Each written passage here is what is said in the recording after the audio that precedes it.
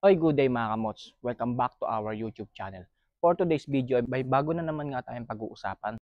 At ito nga ay tungkol sa napapabalitang magsasagawa daw ng nationwide crackdown itong si LTO or malawakang paghuli sa mga sasakyan o motorsiklong hindi rehistrado. So sa video na ito mga kamots ay i-share ko sa inyo ang ilang mga detalye tulad ng kung kailan ito pa tutupad at kung bakit ito gagawin o isasagawa ni LTO dito sa bansa. Ano-ano yung mga rason ni LTO kung bakit magsasagawa sila ng nationwide crackdown or malawakang paghuli sa mga sasakyan or motorsiklong hindi rehistrado dito sa bansa. Kaya naman wag na natin patagalin pa, simulan na natin.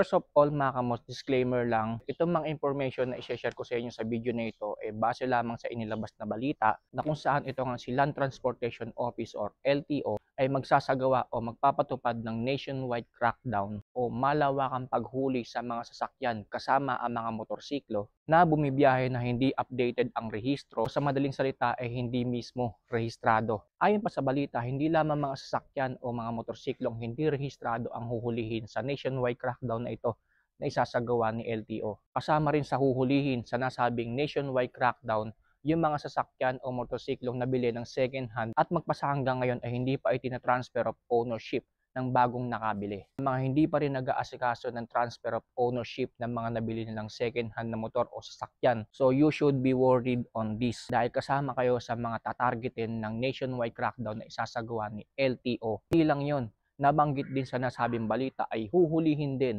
yung mga driver o rider na nagmamaneho ng mga sasakyan o motorsiklo nang paso ang lisensya or expired ang driver's license dito sa nationwide crackdown na ito na isasagawa ni LTO.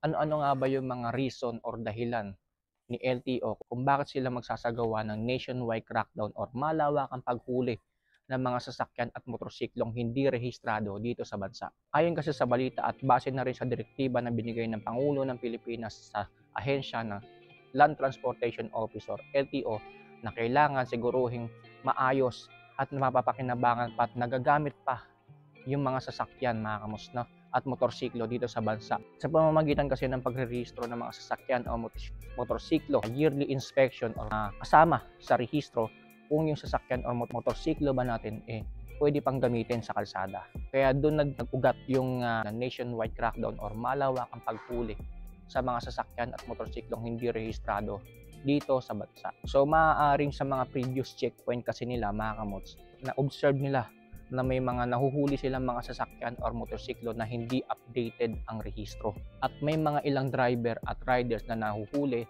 na paso or expired ang driver's license, which is bawal na bawal po yan. Base sa inilabas na statement ni LTO, ang pinakalayunin daw nitong nationwide crackdown na isasagawa nila ay upang paalalahanan tayo mga motorista na maging responsable sa pag-aasikaso ng mga dokumento tulad ng mga rehistro ng sasakyan o motorsiklo, maging ang pagre-renew ng ating mga driver's license at higit sa lahat ay matiyak raw na safe pang gamitin ang mga sasakyan or motorsiklo dahil dumadaan ito sa inspeksyon taon-taon. Ayon pa kay LTO, ang sino mang mahuhuli sa mga nasabing paglabag sa ilalim ng isasagawang nationwide crackdown ay agad i-impound ang mga sasakyan or motorsiklo at pagmumultahin mismo ang may-ari nito na naayon sa batas. Isa pa siguro sa mga dahilan kung bakit magpapatupad ng nationwide crackdown itong si LTO ay dahil sa kabila ng paulit-ulit nilang paalala sa mga motorista at sa kabila pa ng pagbibigay o paglalabas nila ng mga bagong proseso kung saan ay mas madali nang maaasikaso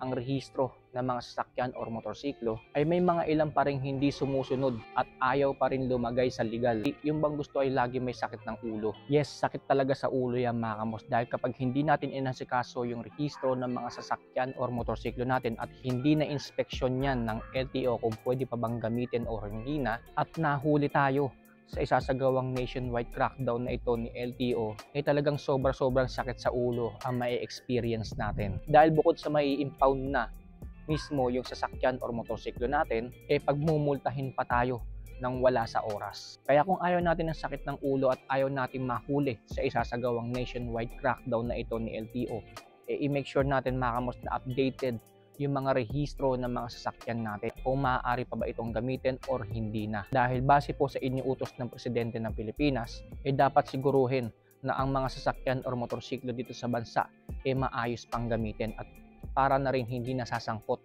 sa mga road crashes or aksidente sa kalsada. So hindi naman lingid sa kaalaman natin mga kamos na kada balita na napapanood natin hindi mawawala yung mga balitang na may kinalaman sa mga road accident o road crashes dito sa bansa na kinasasangkutan ng mga sasakyan at mga motorsiklo. Kaya minabuti ng Presidente na iutos mismo sa LTO na mas lalong paigtingin ang kampanya na babawasan ang mga road crashes na kinasasangkutan ng mga sasakyan at motorsiklo dito sa bansa. Magtataka kayo at magtatanong kung kailan nga ba ipatutupad itong nasabing nationwide crackdown na ito or malawakang paghuli sa mga sasakyan at motorsiklong hindi rehistrado dito sa bansa. So ayon po sa balita, ang nasabing nationwide crackdown na isasagawa ni LTO ay patutupad sa darating na August 2025. Sa next month na po ito mga kamots, sa susunod na buwan na po ito ay patutupad. Ayon po yan sa balita. So kapag sinabing nationwide mga kamots, ibig sabihin sa buong Pilipinas po ito ay patutupad. Hindi nga lang dinitalye kung sabay-sabay nga ba itong gagawin or may specific dates lang ang pagpapatupad nito. Pero ang malinaw lang sa ngayon ay sa darating na August 2025 na ito sisimulan ni LTO dito sa bansa. Okay, so sa mga previous videos natin mga kamos, malimit kung pinapaalala sa inyo na lagi nating asikasuhin yung mga papeles or mga dokumento ng mga sasakyan at mga motorsiklo natin. So para sa mga hanggang ngayon ay hindi pa nag-aasikaso ng mga rehistro ng mga sasakyan, particularly ng mga motorsiklo, meron po tayong ginawang video regarding dyan. So panoorin nyo na lang mga kamos, yan po yung video na yan na ginawa ko. Kung may mga dadagdag bang steps at procedure at kung magkano magagastos sa pagre-renew ng rehistro ng mga sasakyan, particularly na motorsiklo ngayong 2025. At para naman sa mga hanggang ngayon ay hindi pa nag-aasikaso ng transfer of ownership ng mga nabili nyong second hand na sasakyan, particularly rin ng motorsiklo.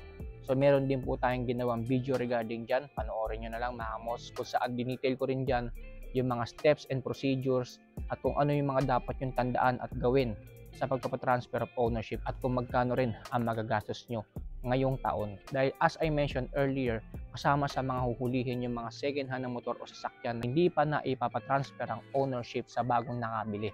Kaya hanggat hindi pa na ipapatupad ang nationwide crackdown na ito mga kamots na isasagawa ni LTO sa August 2025, asikasuhin na natin yung transfer of ownership kung tayo ba ay nakabili ng second hand na motor o sasakyan. And then sa mga nagbabalak naman na pagsabahin ang renewal ng rehistro ng sasakyan o motorsiklo at ang transfer of ownership, so meron din tayong ginawang video regarding dyan kung ano yung gagawin nyo at kung ano yung mga dapat yung tandaan kung pagsasabayin nyo ang renewal ng rehistro ng mga sasakyan at motorsiklo ninyo sa pag-aasikaso ng transfer of ownership. So panoorin nyo na lang yan mga kamos, yung video na ginawa ko regarding dyan kung saan dinetail ko rin yung mga ilang information dyan. And then as I mentioned then earlier, kasama rin sa huhulihin sa nationwide crackdown mga kamos yung mga driver at rider na paso ang lisensya or expired mismo yung driver's license. So sa mga magre-renew ng mga driver's license nyo ngayong taon mga kamos, meron din tayong ginawang video regarding dyan. Panoorin nyo na lang dyan kung magkano yung magagastos nyo sa pagre-renew ng mga driver's license ninyo at kung meron ba nadagdag na proseso, lalong-lalo na yung online examination sa pag-renew ng inyong mga driver's license. So panoorin nyo na lang yan mga kamos. So sana nabigyan ko kayo ng idea sa isasagawang nationwide crackdown na ito or malawakang paghuli ni LTO sa mga sasakyan at motorsiklong hindi rehistrado dito sa bansa at kung ano yung mga reasons nila at kung kanino nanggaling mismo yung kautusan niyan, na wala namang ibang layunin kundi gawin tayong mas responsable pang mga may-ari ng mga sasakyan at motorsiklo, na ma-check natin hindi lang yung kondisyon ng mga sasakyan at motorsiklo natin, kundi maasikaso din natin yung mga papeles at dokumento na may kinalaman sa mga sasakyan at motorsiklo natin. Maraming salamat sa inyo mga kamots. Stay safe, ride safe always.